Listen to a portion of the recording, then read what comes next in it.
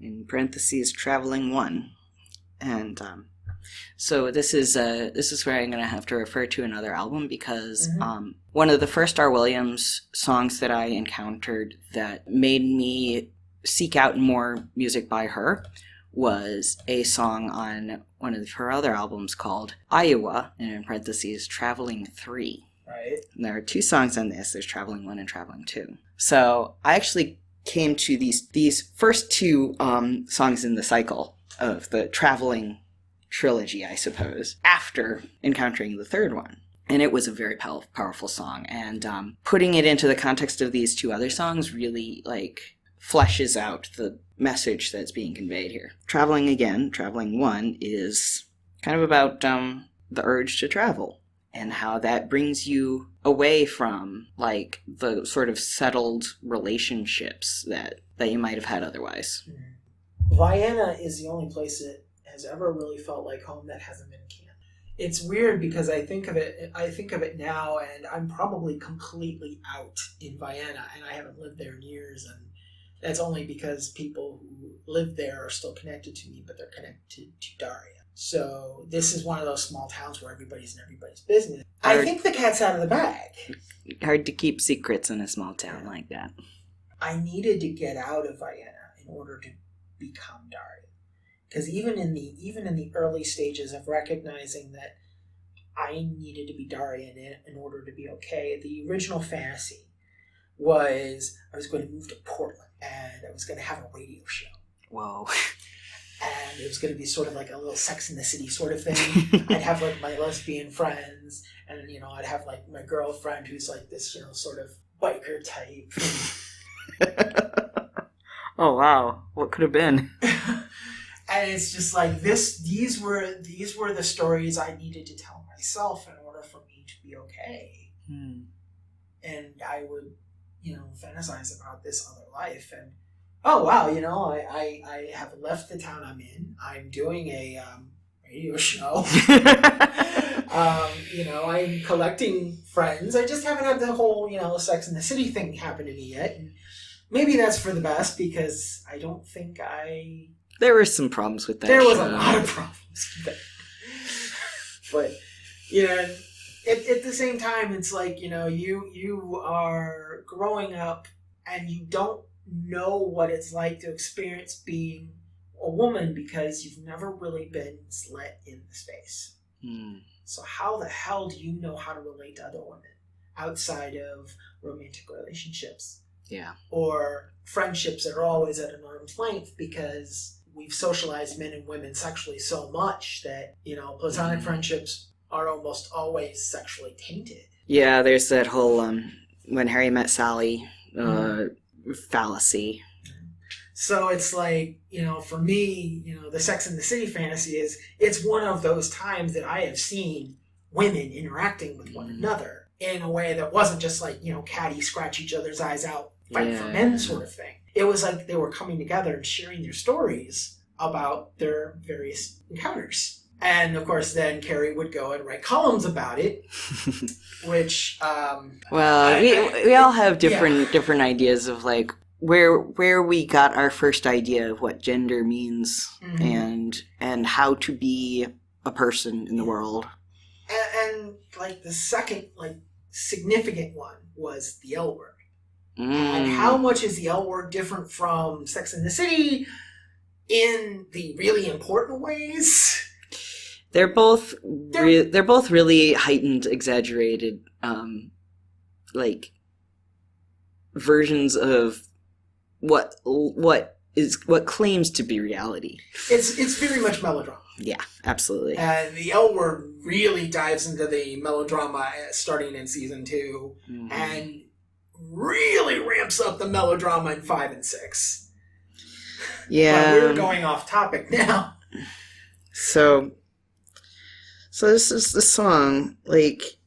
It's a deceptively upbeat song, and that's another thing I like about folk and country is that you'll get songs that in their lyrics are very somber and pensive and sad, but the music accompanying it is upbeat and jumpy and fast-paced.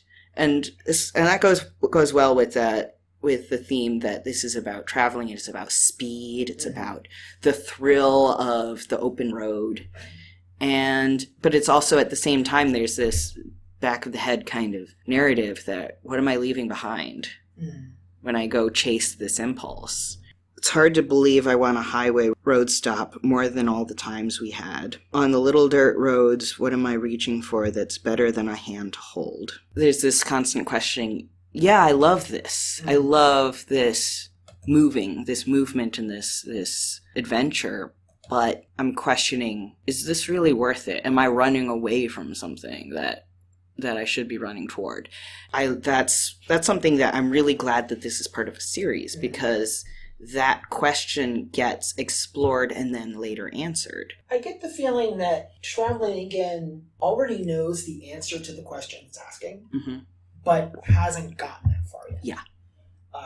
And it will reach there in the song Iowa, Traveling 3. I feel like this song is confessing a need to travel. Yeah. Not necessarily just a desire, but a need, because, well, you're a collector of stories.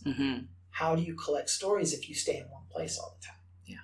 It's just not possible. You need to go and explore the world, because, if you're writing them yourself or if you're getting them from other people, what I mean by a collector of stories is you collect stories, whether you make them up or whether you get them from other people or you get them from other experiences. I hope that, we're sharing our collection of stories through this podcast. And it is very difficult to do that in a very dedicated way, the way Dar Williams seems to be doing, if you stay in one place. Yeah. And also, like, the life of a musician is often a life of travel.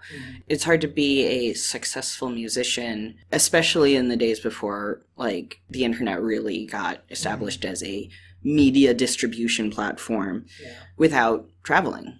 Because eventually your hometown doesn't come to your shows as much because they've already heard all your things. And you have to take your show on the road. And then while you're on the road, you get fresh sets of experiences that you can channel into the music. It's not something that's like strictly folk. It's about music in general. Right.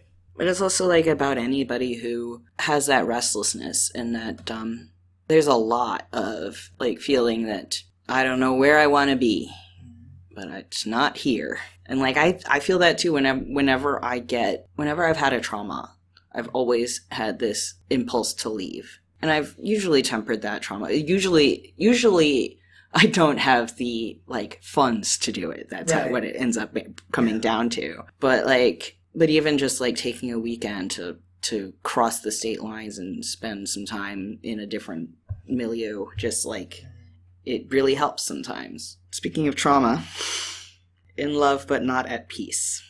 This is another song about aging, and it's also about trauma, because it's about finding love when you're past that idealistic teenager phase that the babysitter was in. Right. And you've been through a good many heartbreaks, and you know not to invest yourself so fully in someone. You know to keep a little bit of distance between you just because it's self-preservation and it's for your own health, and not necessarily just because you're holding back, but because you are a separate person and you always will be. It recognizes that love is not without conflict, especially when you've both had time in life to like fall into certain patterns, and those patterns are really hard to break. But that can be like what I really appreciate is that this song is not about that being bad. Yeah. It's that realization of, hey, there's supposed to be a little bit of space. Your significant other is supposed to have friends of their own, and hobbies of their own. You're not glued together. You are allowed to, and you're allowed to have your own space and your own friends and your own stuff. Just because you're with someone doesn't mean that you have given up your autonomy. Yeah. And that's what happens in a lot of relationships. Even like when you get older, a good example is my dad and my stepmom, who have recently separated. And I have been privy to both sides of their dispute.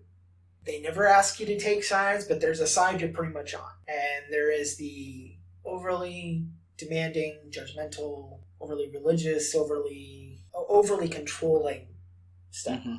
And then there's my dad, who basically rolled over and died.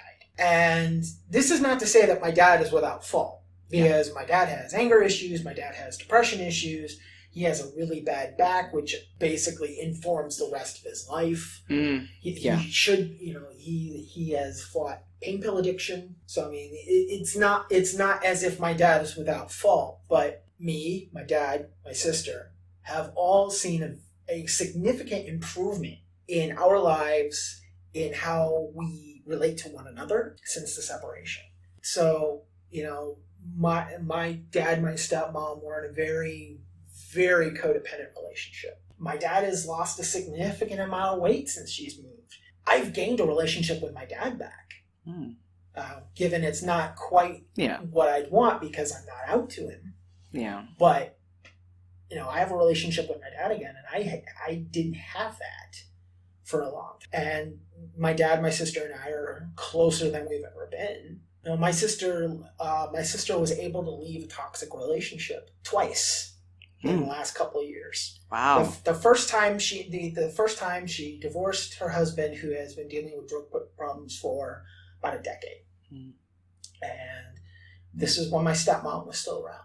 So she moved in with my dad and my stepmom, and my stepmom was basically super psycho-judgmental and kept claiming that my sister wasn't grateful for the sacrifice that she was making or whatever to let her and her kids stay there and whatever else. So Nicole moved out at the first sign that she could.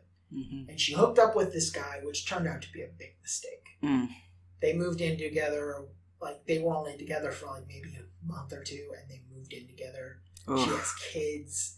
And she did that primarily because my stepmom was trying to push her out of the house. The same way my stepmom was trying to push me out of the house when I was dealing with all of my mental health issues long before I got into the group home, or long before I was able to get my apartment here. So my sister goes into another relationship, which doesn't seem toxic at the time. And that's the thing about toxic relationships, is they very rarely show their hands up front. Yeah. There's this thing called love bombing, where sometimes emotional abuse will begin with a period of the person being extremely generous and loving and positive, before suddenly withdrawing that. I have not been made privy to full details, but the split has a lot to do with the fact that my sister's ex-boyfriend had been doing a lot of shady stuff behind her back, and may have been involved with significantly younger women. It was a situation where she saw him in a picture in a situation where she wouldn't have expected to see him. So she brings it up to him, and he's like, "What, you don't trust me," or whatever else, and then more information comes out, and my sister was able to leave that situation, move back in with my dad, because my dad can be a support system. And she wouldn't have been able to do that if my stepmom was still here. Yeah. And so the importance of being able to have relationships where there's space, because, my dad's marriage to my stepmom was ruining his ability to have relationships with his kids. I have a more difficult relationship with my mother than my father, and I'm pretty open about that. But they're still together, and as far as I know, it's a good marriage for them. But it does mean that I have trouble connecting with my father because I often have to deal with my mother at the same time. We will go out on a dinner date when my mom is out of town. Right. Because that's when we can actually have a decent conversation. Right. I require a lot of alone time in my personal life. I'm it's an introvert thing. It's also an autism thing. I need to have certain periods of time in my life where I am not beholden to anyone. Right. And I can just behave in my idiosyncratic ways without fear of judgment. Right. And it's not that I don't want you to know, it's that I don't want to explain. explaining it is so much harder than just saying, I need privacy for this. Like, that's something that I've had to, like, realize over the course of many different relationships where I wanted to share everything with my partner, because I bought into the SpongeBob's mentality that being best friends with someone means you share all your secrets. Yeah. And now I've come much more toward the Patrick mentality, which is, if you're best friends with someone or really good partners with someone, you respect one another's privacy. Right. And you don't feel ashamed of needing privacy in certain circumstances. And that's in the song. It says, so I'll keep you wondering what time I'm arriving. You drive me crazy with your backseat driving. And I'll talk in my sleep, and you'll steal all the covers. We'll argue it out, and we'll call ourselves lovers. And I'll stay in my body, and you'll stay in your own, 'cause we know that we're born and we're dying alone. And that's like a very wise view of what love is. It is, you are separate people, but you still love each other, but you're still separate people. So next is Mark Rothko's song. So I actually had to look up who Mark Rothko was, because I was not familiar at all. Yeah. And you found out that he was an artist, yes, with a particularly abstract style. And that he committed suicide. Yes. And this is a song about him and his suicide. And I think we have, like, a certain romanticization of artists who have, like tortured mental health issues. Vincent van Gogh is one of them. And, like, we love these stories of, like, these people who put all of their feeling into their art, and, like, but this is a song that, like, really highlights how kind of nobody got it. Right. It really puts me into a really dark mood, because it's about, this man was revered as an artist. He was also, like, kind of ridiculed as an artist, because people were like, oh, you just, like, made a panel of color and you call that art? Like, that's, like, not like, it's because he would do, like, these like abstract geometric shapes of like just like solid colors, and people were like, and some people were like, oh, it's so beautiful in its simplicity, and other people were like, you just fucking painted a thing blue. Yeah. And like, that's like what is the dichotomy of, like, modern art is, like, some people are like, the people who get it are like, ah, yes, this is brilliant. And the people who don't get it are like, this is bullshit. Mm-hmm. And I think that if you're an artist whose work is treated that way, it can take whatever mental health problems you already had and just ramp them up, because like, on top of this, like, I am either, like, pedestalized by one camp or completely reviled by another, and, like, and neither of those is a good place to be. Yeah, and it's that mixed message, mm-hmm. you know. And it's like, on one hand, you don't want to be surrounded by a bunch of sycophants, that think that, you know, every step you take is like the second coming. Yeah. And on the other hand, it's not healthy for you to be around people who do nothing but tear you down. Mm-hmm. But to have both of those extremes attacking you at the same time, it's hard to determine your own self-worth as it is. Yeah. You don't need these extreme forces from the outside muddying the water. There's this, and there's also a touch of gender theory in this. And I latch onto gender whenever it shows up in art. But it's in the line, your behavior is so male, it's like you can't explain yourself to me. I think I'll ask Renoir to tea. For his flowers are as real as they are all the time. And the sunlight sets the furniture aglow.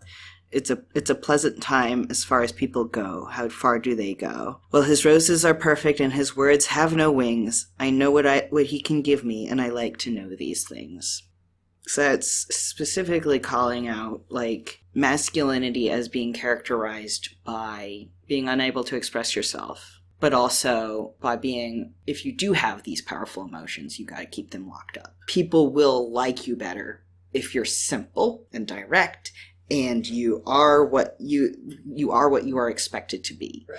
If you are an artist who paints, like representative art that is like a picture of a flower and it looks like a flower, or a picture of a sunset and it looks like a sunset, and not like these abstract paintings that no one can fucking like parse. If masculinity is characterized by this like being closed down, if you go to the farthest extreme of that, you become untouchable and therefore completely isolated. And that's and that in a story about someone who committed suicide and is still referred to in these like very emotionally distant ways.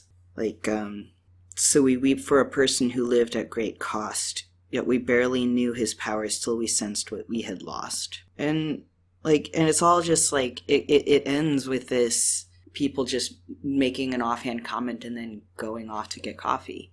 Many of us don't even know who Mark Rothko is. Right. You kind of have to be an art expert. Right. Or at least an art connoisseur. And even then, like, again, some people hate him and some people love him. And, like, there's not a whole lot in between. Even in death, like, he's untouchable. So that's a song that really, like, makes me feel things that I don't want to go like that. I want people to know, like, who I am. That's why I make art that is, like, more direct. I like abstract art, but I don't want abstract art to be, like, the only way into my soul. Because I want my soul to experience the world and other people more directly. So we go from Mark Rothko to This Is Not the House That Pain Built.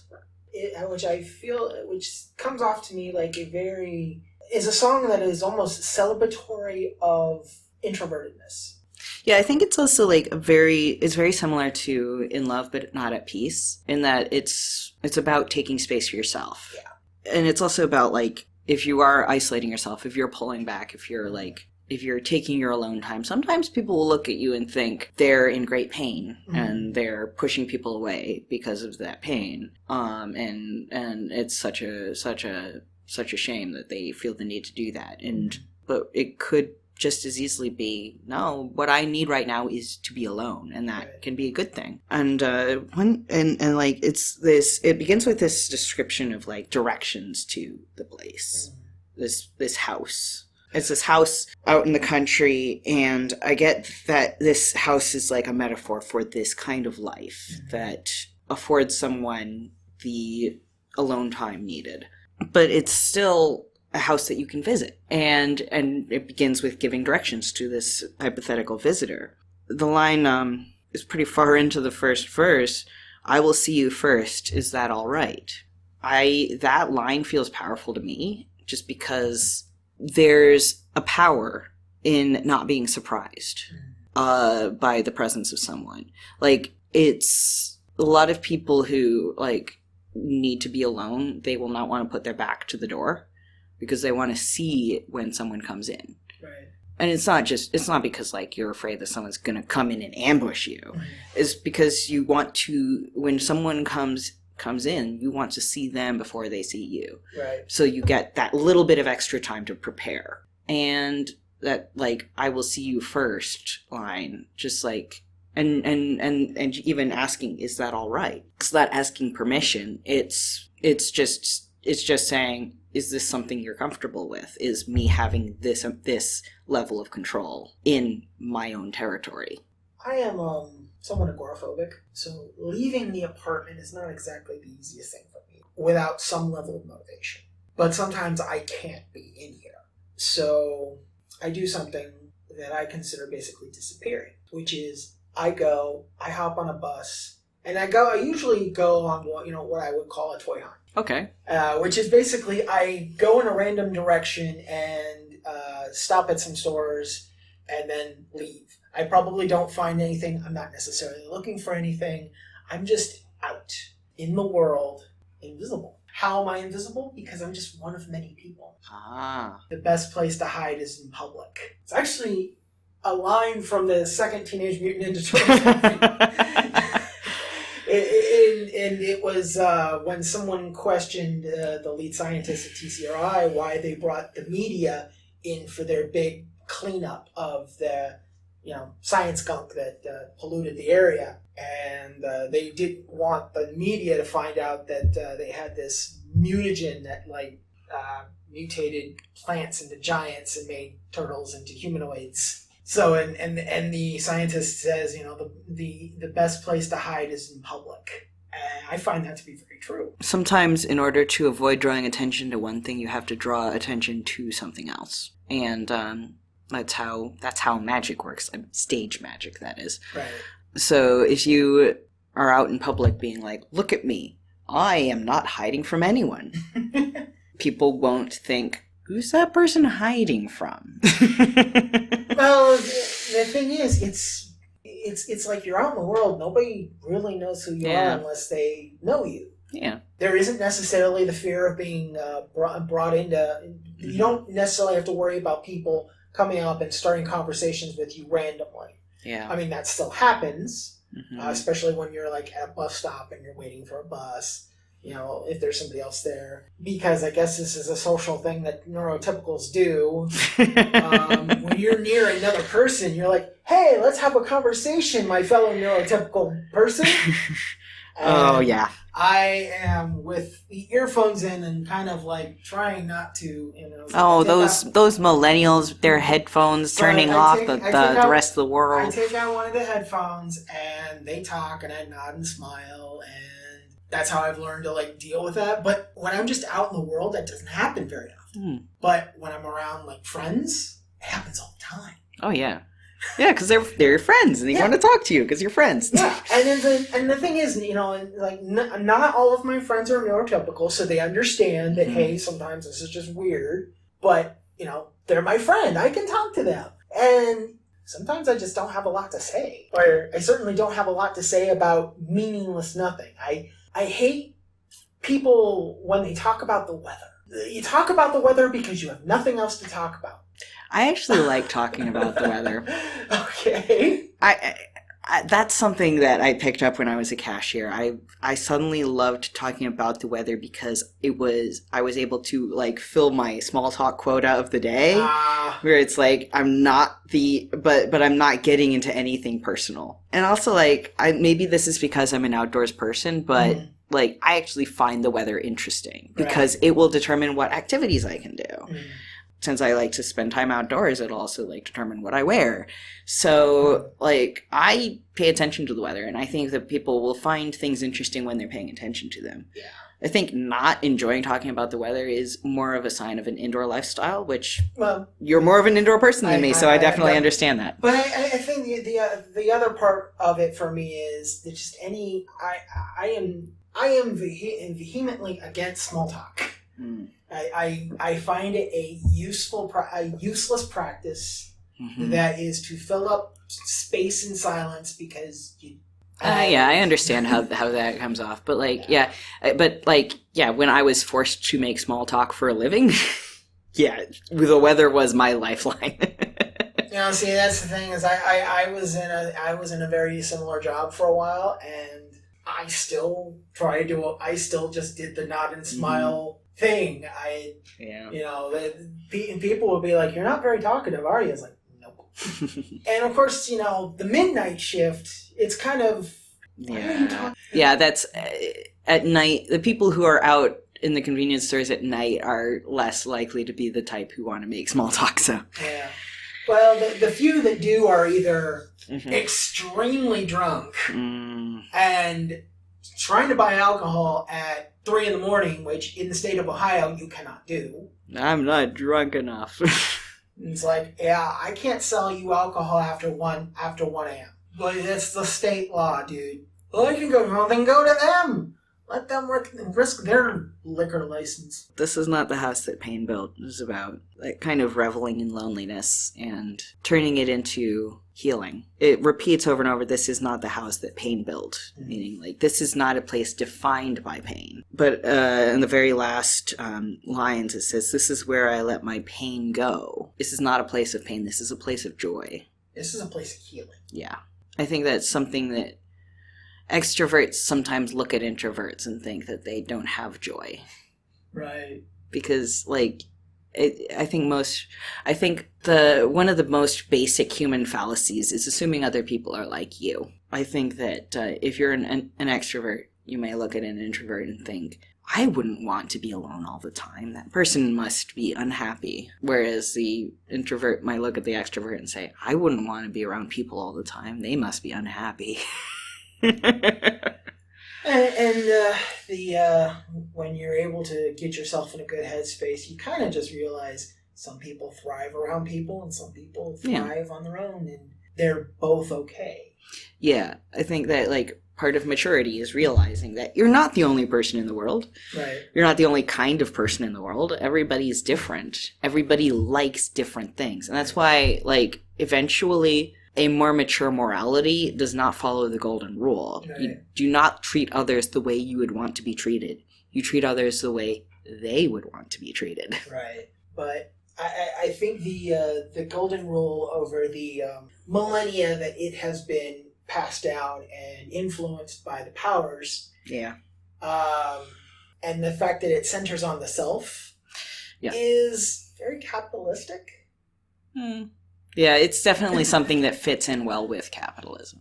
And I think there's also, like, when there's this prevailing conformity, it's like, it's treat other people the way they're supposed to be treated. Hey, look at that. Daria was looking for the communist connotation this time. Yeah, I think that, like... You're growing on me. Oh, there's a... We'll convert you yet. I am not a communist. I'm just not a capitalist. I'm not a communist either. There's in my university there is a military presence. It's not a huge military presence, but there is like a program for people who are in the military to attend college. And in fact, that's why a lot of people go into the military, is so that they can afford to go to college, which has all kinds of problems with it. People should not be forced to make that kind of choice. But there's a place in one of the hallways, that a very well-traveled part of the university campus, where there's a series of posters kind of propagandizing the military. Kinda. Like extolling the virtues that the military will instill in you. And there's like one poster that's like, respect, and then a subtitle, treat others the way they should be treated. And I'm like, how fucking vague could you get? That opens up to a lot of interpretation as far as how we treat the other. You may as well say, do what you should do. And that's what you should do. What you should do is what you should do. What you should do is what you should do sounds like, Nazi logic. As in, I do not see the logic. That too. If you have to be that vague to talk about what you're talking about, then you probably don't actually have a point. You may as well just admit that you may as well just put military good. We're not that far away from that. We're pretty. Well, I mean, yeah, people are talking about God bless the troops, and if you don't, then like you don't like the troops. Slightly unrelated story, but possibly related because it has something to do with military propaganda. Okay. I am out at Belden Village last week, and there's a bus stop, so I'm waiting for the bus, and there were 2 flyers on either side of the stop, glass windows, of military recruitment flyers. And each side has a stack of cards for the local recruiter take to the windows. Belden Village, you're taking the bus, you're probably working minimum wage or less. You're probably working part-time at best. This is a way out. But it's prime recruitment ground. They love to target the poor. And like, look, you'll get all this money, you'll get benefits, we'll send you to college, you'll get like afterward you'll be like revered, you'll get benefits for the rest of your life that are actually not that good, but we'll be quiet about that. Yeah, and all you have to do is completely conform to our fascist nightmare and possibly go to other countries to kill innocent people for things that we really shouldn't need. Oh, and probably die. And probably die, if not be horribly disfigured. And if you decide you don't want to after signing your contract, you are a criminal by default. Yeah. Yep. So I'm seeing these flyers and I'm seeing these cards, and then I look to my left and there is a box with a window in it. Yes. And I'm thinking, oh shit, I'm on camera. Because those flyers and those cards would not be there in their current condition now if I didn't think I was being watched. Yep, and that's the surveillance state for you. And of course, I actually took a picture of this box and posted it on Facebook asking people, hey, is this a camera? And the answer I got is it's probably a light for when it gets dark. But if they did want to put a camera there and they didn't want people to think it was a camera, it would be pretty reasonable to disguise it as a light. And because these are military cards and military flyers, it could be easily construed that if I were to take them down and throw them in the trash, or doing what I was planning on doing, which is a bit of vandalism, don't fight the rich man's war, your blood isn't worth it, that could be considered vandalizing federal property. Yeah. And as we all know, it doesn't take much for them to be able to find a way to can your anti-fascist ass. Remember, Antifa are the real terrorists. There's flying people on both sides of my middle finger. This is not the house that Payne built, and we completely derailed. Yeah. So next we come to the second in the traveling series of songs. I love Traveling Too. This kind of goes deeper into the whole, how does one experience love as someone who is constantly on the road? And this song really puts in, yes, I do experience love, and I experience it very deeply. But there's still this movement. There's still this leaving. And it's also, like, one of the most, like, sweet-sounding songs on the album. It's, like, very lilting, very melodic. There's, like, more certainty in the traveling than there is in the love. Because it goes on about how, like grand love is, and it says, I'd not believe it till I loved. And, but in the very next verse, but I am going to a far, far land. I know it as sure as I have a past and a future. So it's like putting present experience in this context and being like, yes, I know that I'm going to leave. I know it because this has happened before, and I know it will happen again. But that doesn't mean that in this moment I am not experiencing that love as deeply as anyone who would commit their entire lives to one person. And it also seems to give a sense that, yes, I'm in love. Yes, I experience this in a very visceral level, but I'm not ready to stop yet. Yeah. And there's this, like, wish for... There's this wishing for not having that love. Because it's like, were I a deadwood ship, my heart a compass, I would leave with inanimate grace, no love could touch me. But I live and I know that I'll burn as I grow, though it may break my heart to walk away. Like this wistfulness of, like, if I could, I would be inanimate and I would not have this experience. And even though it will break my heart, I will walk away. And that really sets up for the next song in the series. So we might as well go ahead and spoil Iowa for everyone, since we're on the subject. Spoilers for a folk song. Iowa contains this verse. Once I had everything. I gave it up for the shoulder of your driveway and the words I've never felt. And so for you, I came this far across the tracks, 10 miles above the limit and with no seatbelt. And I'd do it again. For tonight, I went running through the screen doors of discretion, for I woke up from a nightmare that I could not stand to see. You were wandering out on the hills of Iowa, and you were not thinking of me. And that's where the series concludes, is with this realization, no, I'm not running away from something, I'm running towards something. And what I'm running toward is love. And so that, I think, is just the perfect way to resolve this tension. And I think it's also important to note that love may not necessarily mean another person. You know, again, going back to the theme of being a collector of stories. Yeah. Maybe, you know, the most important thing in your life is to go out there and experience and collect and share the stories that you have come across. Yeah. And, like, sometimes there are people we would never have met if we had not left our hometowns. Right. You and I might not have met if you had stayed in your own hometown. Now, and if I stayed in my own hometown, I might not even be alive right now. So. Yeah.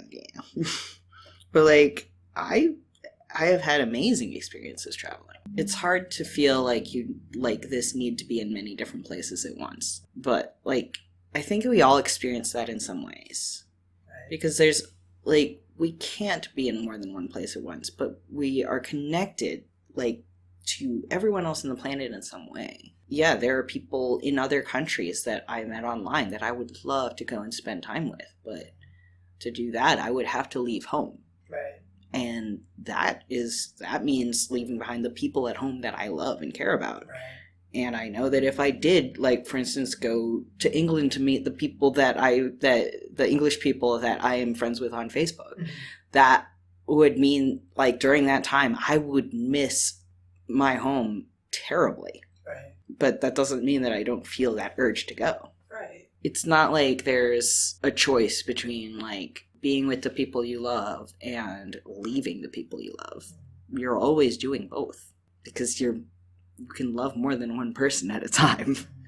It's you could call this the most fun song? Yeah, it's a really fun song, but it's also a very dark song. Well, it's not as if the guy didn't deserve it. Yeah. Flinty Kind of Woman. And it's a song that's sung in character as a very gruff and like practical kind of woman from like rural New England. It's about a certain kind of femininity that's a whole lot more harsh and a whole lot more strong than what we think of as femininity, because it's not like these are women who are masculine. Oh no. They draw a very distinct line between themselves and the men. But in this story, the women of this town find that someone has been targeting their children, and doesn't say exactly what he did, but within the space of a week, pervert or sex freak let the kids take a peek. That's more than a little cheek. No pun intended. So, this guy probably molested children, if not at least exposed himself to children? Yeah, and we don't got into that down here. And then we explain why they don't want the men to be the ones taking care of this. It says, there was no use telling the men. They just go reaching for their rifles, and then once you got him, couldn't get him again. Which means they'd have just killed him. Yeah, and death is too good for this man. Oh, yeah. They want it to last longer than that. Well, don't mess with our children. So we get this cast of characters. Peg got a bolt of fishing tackle. Marge got her gardening clips. Sal LaBiche put her hound on a leash and a timer on the quiche. She's kind of nouveau riche. I love that series of rhymes. But we like her. Like, so there's this chase. There's just this chase over like long distances, and they go to a cranberry bog, which is a very distinctly New England kind of milieu. They also say they don't want it to be like left up to the law, because they say we didn't have to drag him in and jail him, because you don't have to take it so far. When your roots go back to old Salem, which I think is a reference to maybe these are witches. Maybe. It doesn't say specifically. There's other songs in the Dar Williams repertoire that have references to paganism. So these could be witches. And you've got a local chapter of the DAR, that is the Daughters of the American Revolution. No, I don't go tooting on my lobsters, because your pride don't go with your plaid, but it's a victory one. And it couldn't be done by the hippy, dippy, flaky, shaky fun in the sun, braless wonders. So that's a dig at a different kind of femininity and a different kind of feminism. And it's like kind of a trope in femininity. There's always got to be something where the girls are turning on one another, even in these like very distinct kinds of femininity that are not adhering to anything mainstream. It also presents a fundamental misunderstanding of the so-called hippy-dippy, flaky, shaky fun in the sun, braless wonders. Yeah. There's more overlap to these, down home New England women who were about to take some shit into their own hands, and the women that were burning their bras and demanding equal rights and still not getting equal pay and equal. Yeah. I think that and that goes back to the whole "I'm not a feminist but" trope, and it's there's a lot of feminists in their actions and their beliefs who do not call themselves feminists, and in fact will be mortally offended if you call them feminists. For instance, I'm in one of the books I'm reading right now, and I read several books at a time, and I do it slowly, but there's a book I'm reading about the Mujeres Libres, which is the feminist faction of the anarchist movement in Spain during the Spanish Revolution. But they don't call themselves feminists. They were fighting for women's liberation. They were doing so when they found out that the anarchist movement was not recognizing their value as human beings because they were women, because gender stereotypes are ingrained pretty deeply, and even people who are against all forms of oppression will still often believe in gendered oppression. So they were like, well, the men aren't going to recognize us, so we will make sure that they do by forming our own organization, and they did. But the original founders of this organization who are being interviewed for this book, they very much push back against the feminist label, saying, "Oh, wow, we're not feminists. We don't think women should be superior. We think they should be equal." And it's okay, well, that's not what feminism is, but I can see where you got that idea from. That's why, I think that putting that line in there, because this song kind of exists in part to remind the braless wonders, look, these old-fashioned, more traditional women are your sisters. Right. You have more in common than you think. Right. Just in the same way that it's sort of reinforcing that boundary by saying, look, this is something that exists in our heads. I don't know. It is a very interesting story and a very interesting song, and I love it. And it's really fun to sing along to. Oh yeah. But it's also very difficult to sing along to because it's so fast. Now, stupid question for someone that may not understand. What is a flinty kind of woman? I'm not sure. That's the thing. But flint is rock, and it's also a rock that shatters and makes sharp edges. So maybe it's someone who's both tough and sharp. Okay. Could be. I don't know. That's It certainly fits with if there's another meaning for flinty kind of woman, I'm definitely open to hearing about it. So it comes down to Arrival. It's a very slow, sad song to end the album. Like a couple of the other songs on this album, it's got some death in it. This album has a bit of a body count. Yeah. And that's another thing I like about folk rock. It tends to be dark in ways that really reflect my inner darkness. Yeah, I can see that. Yeah, it's about the death of an older couple, specifically the narrator's parents. Right. And it's about mourning, but also feeling like they're in a better place. The only notes I really had here were to mention that the album has a high body count. Yeah. So Yeah.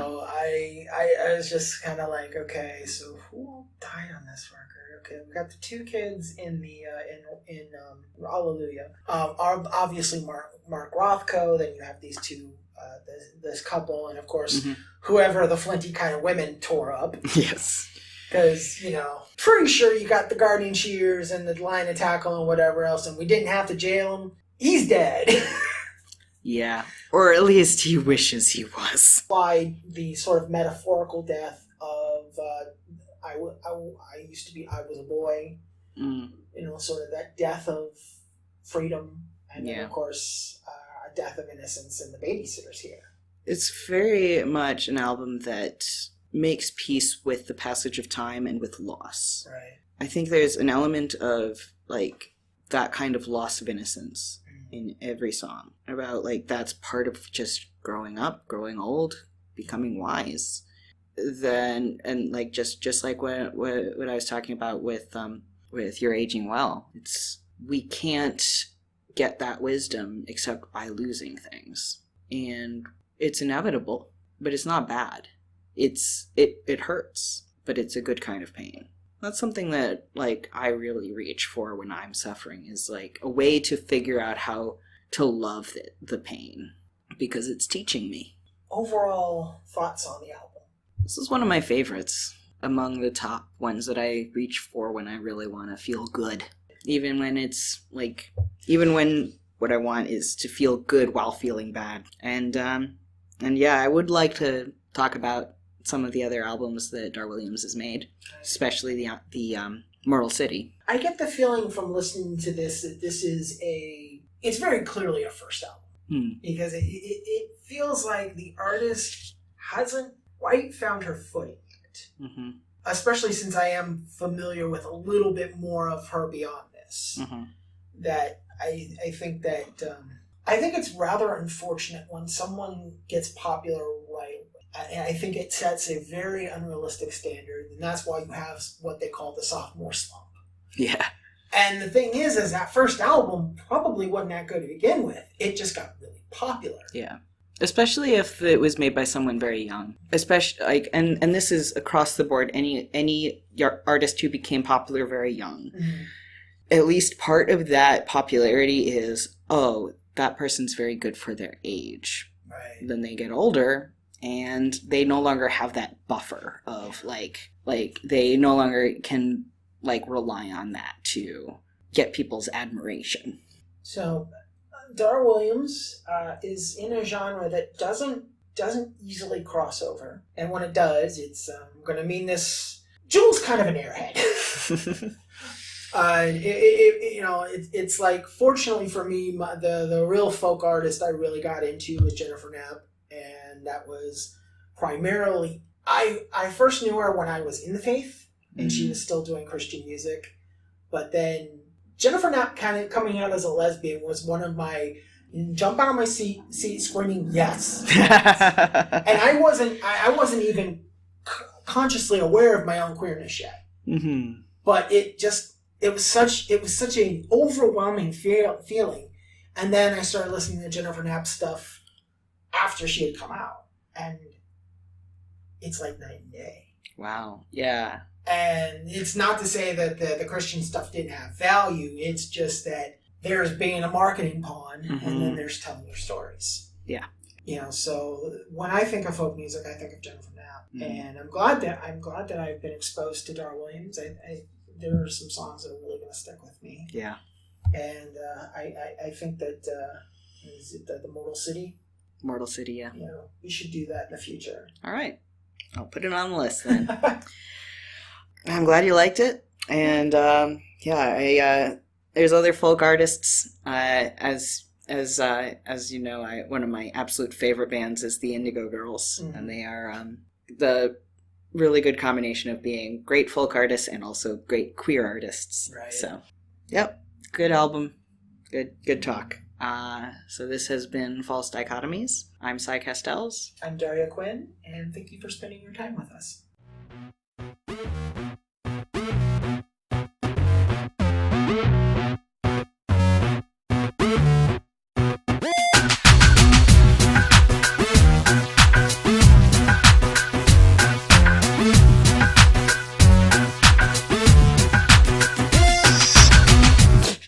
Two drums and a cymbal fall off a cliff.